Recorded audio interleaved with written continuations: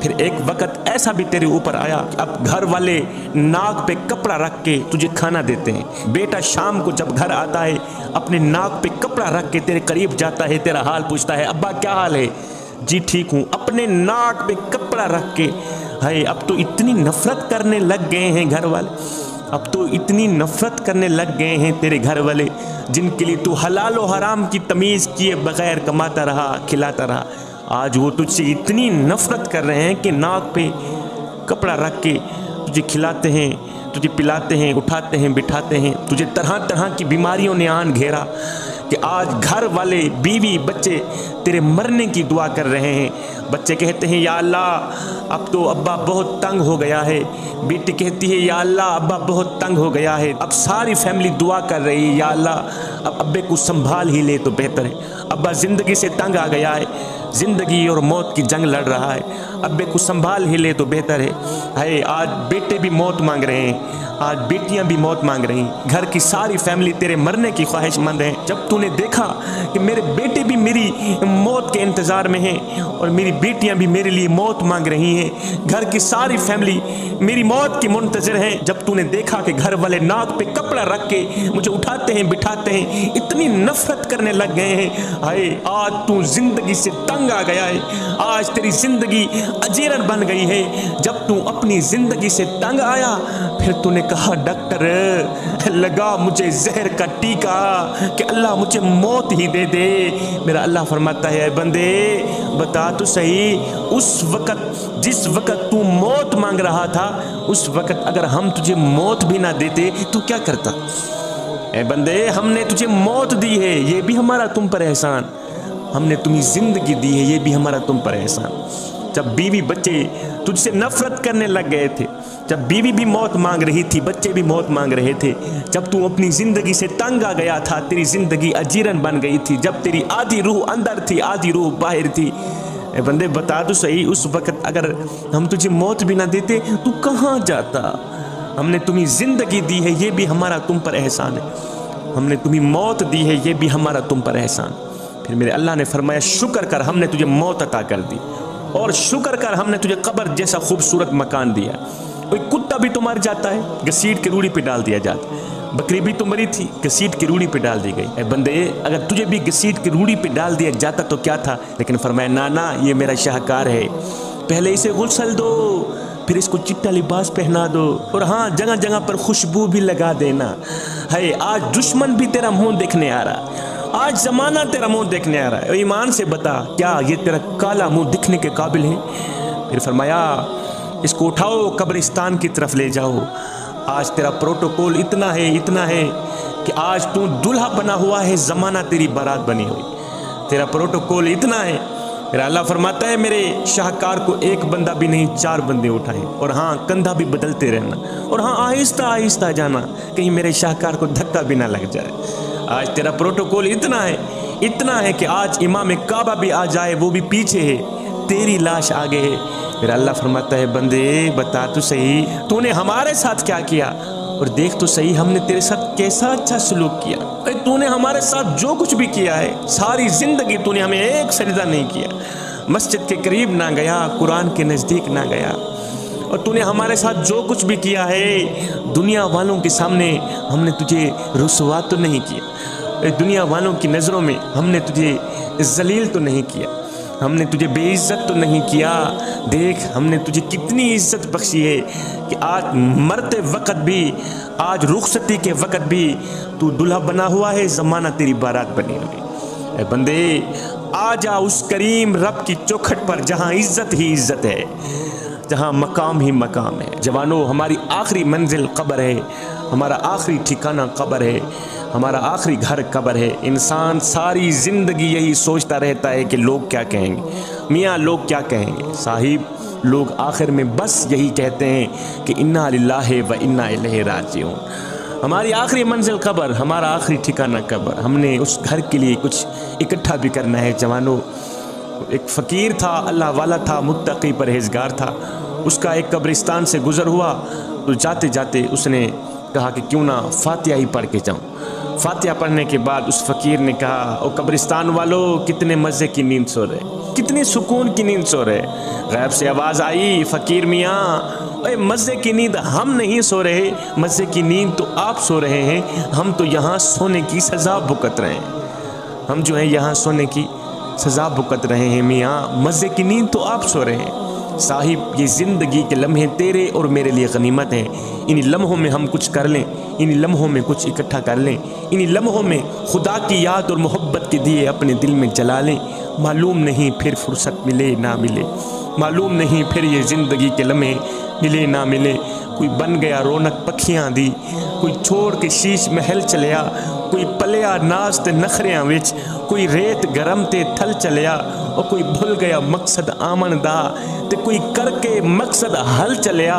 اتھے ہر کوئی فرید مسافر ہے, کوئی اج چلیا تے کوئی کل چلیا. حضرت بایزید بستامی رحمت اللہ علیہ کے پڑوس میں ایک آتش پرست رہتا تھا.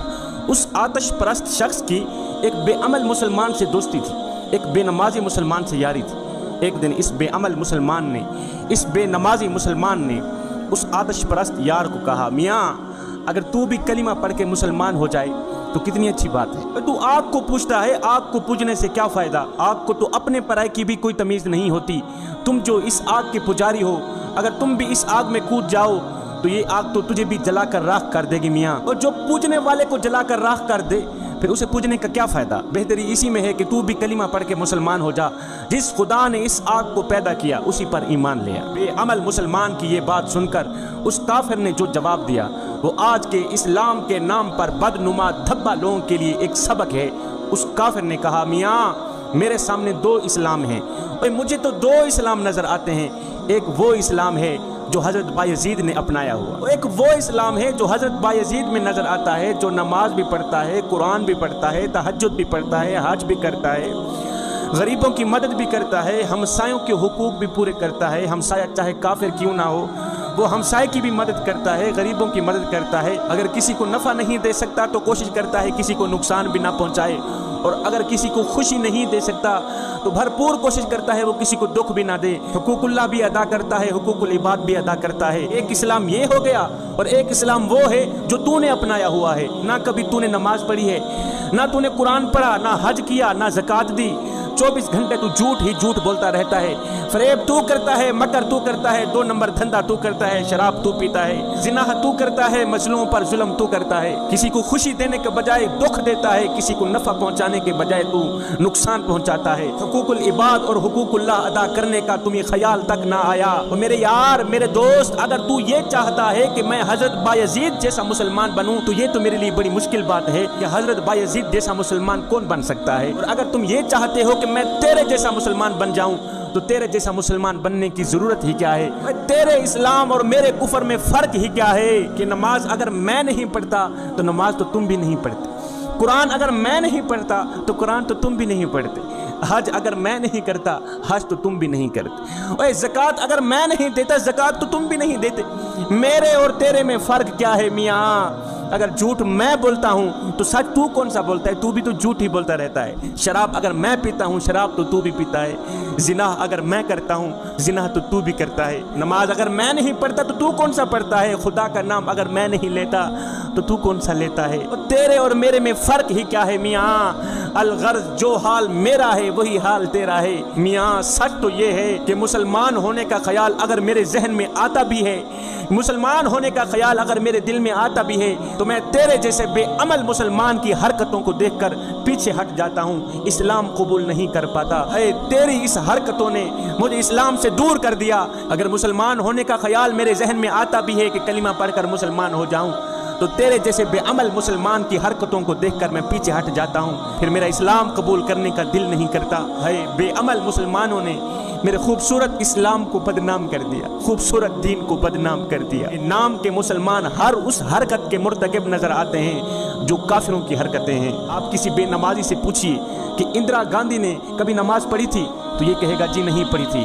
اور اگر آپ ان سے پوچھیں کہ تو نے کبھی نماز پڑھی ہے, یہ کہے گا جی میں نے بھی نہیں پڑھی. پھر مجھے بتاؤ ان دونوں میں فرق کیا ہے. نماز اندرا گاندھی نے بھی نہ پڑھی, نماز آج کا مسلمان بھی نہیں پڑھتا. ان دونوں میں فرق کیا نظر آتا ہے. جوانو, ہماری اس بے عملی نے ہمیں بہت نقصان پہنچایا ہے. میرا اللہ فرماتا ہے یا ایھا الذین آمنوا ادخلوا فی السلم کافہ, اے ایمان والو پورے کے پورے اسلام میں داخل ہو جاؤ، مکمل طور پر اسلام میں داخل ہو جاؤ، یعنی آدھے تتر اور آدھے بٹیر بن کر نہ رہو۔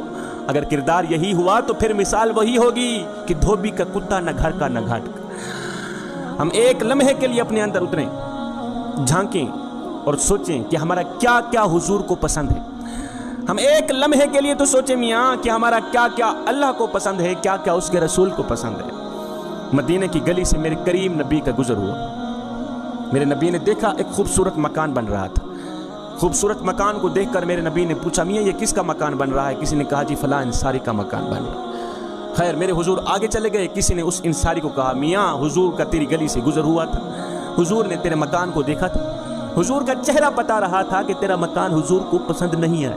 اس نے کہا اچھا اے میرا خوبصورت مکان میرے آقا کو پسند نہیں آیا؟ کہا جی نہیں آیا۔ قربان جاؤں اس صحابی نے کیا کیا، اس انصاری نے کیا کیا، کدال اٹھایا مکان کو مٹی کے برابر کر دی کہ جو چیز میرے آقا کو پسند نہیں ہے وہ مجھے بھی پسند نہیں، مکان کو مٹی کے برابر کر دیا۔ کچھ دن بعد اسی گلی سے پھر سے میرے کریم نبی کا گزر ہوا، میرے نبی نے دیکھا، پوچھا میاں یہاں تو خوبصورت مکان بن رہا تھا، اب مٹی کا ڈھیر نظر آ رہا ہے، مکان کہاں گیا؟ کسی نے کہا جی مکان مالک نے خود ہی گرا دیا۔ کہا مکان مالک کو میرے سامنے لا، مکان مالک آ گیا، انصاری آ گیا، صحابی آ گئے۔ میرے حضور نے پوچھا میاں تیرا خوبصورت مکان بن رہا تھا، آج کچھ دن بعد جب اسی گلی سے گزر ہوا تو وہی مکان مٹی کا ڈھیر نظر آیا، کس نے گرایا؟ کہا جی حضور میں نے گرایا ہے اور اپنے ہاتھوں سے ہی گرا۔ فرمایا تو نے کیوں گرایا؟ ہائے جوانو خدا کے لیے مکان گرانے کی وجہ دل کی کانوں سے سنیے۔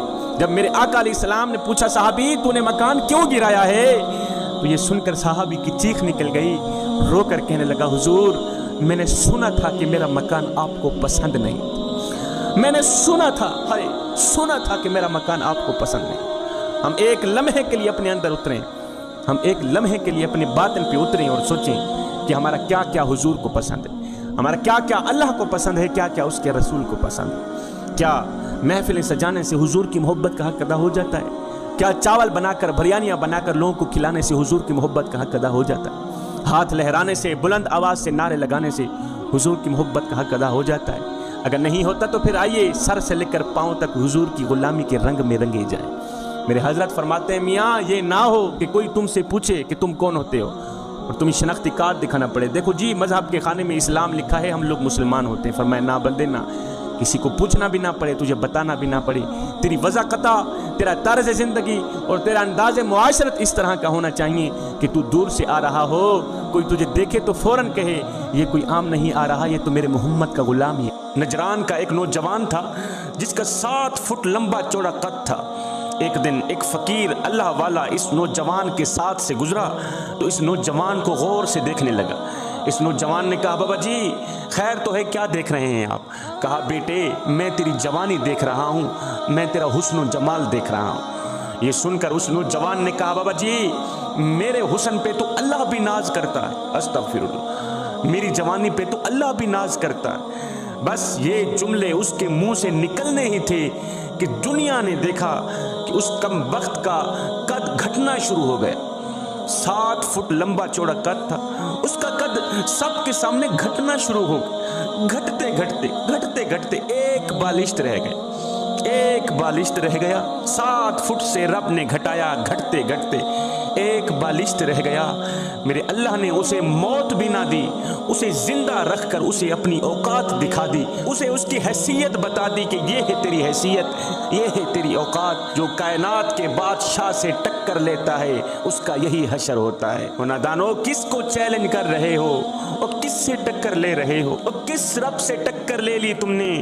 اسی رب سے جس نے تمہارے لیے زمین پہ فرش بچھایا ہے، اور یہ فرش اللہ نے اس لیے نہیں بچھایا کہ تم اس پہ رقص کرو، یہ فرش اللہ نے اس لیے نہیں بچھایا کہ اس فرش کے اوپر تم موسیقی کی محفلیں سجاؤ، شرابیں پیو، یہ فرش اللہ نے اس لیے نہیں بچھایا کہ اس فرش کے اوپر تم ایڑھی مار کے چلو، تکبر اور غرور کی دلدل میں پھنس کے چلو۔ نامیانہ اس فرش کو تو میرے اللہ نے سجدوں سے آباد کرنے کے لیے بچھایا ہے کہ اس فرش کو تم سجدوں سے آباد کرو، اس فرش کو تم اللہ کا نام لے لے کر آباد کرو، اس فرض کو تم قیام سے آباد کرو، رکوع سے آباد کرو، سجدوں سے آباد کرو، نماز سے آباد کرو، قرآن سے آباد کرو، اس پر عاجزی سے چلو، اس پر انکساری سے چلو۔ نادانو، کس رب سے ٹکر لے لی تم نے؟ اسی رب سے جس نے تمہیں پیدا کیا ہے، اسی رب سے ٹکر لے لی تم نے۔ جو فرشتے شام کو تیرے گناہ لے کر اللہ کے پاس جاتے ہیں، اللہ صبح انہی کے ہاتھوں میں تیرا رزق پہنچاتا ہے، اور اسی رب سے ٹکر لیتے ہوئے تمہیں شرم نہیں آتی؟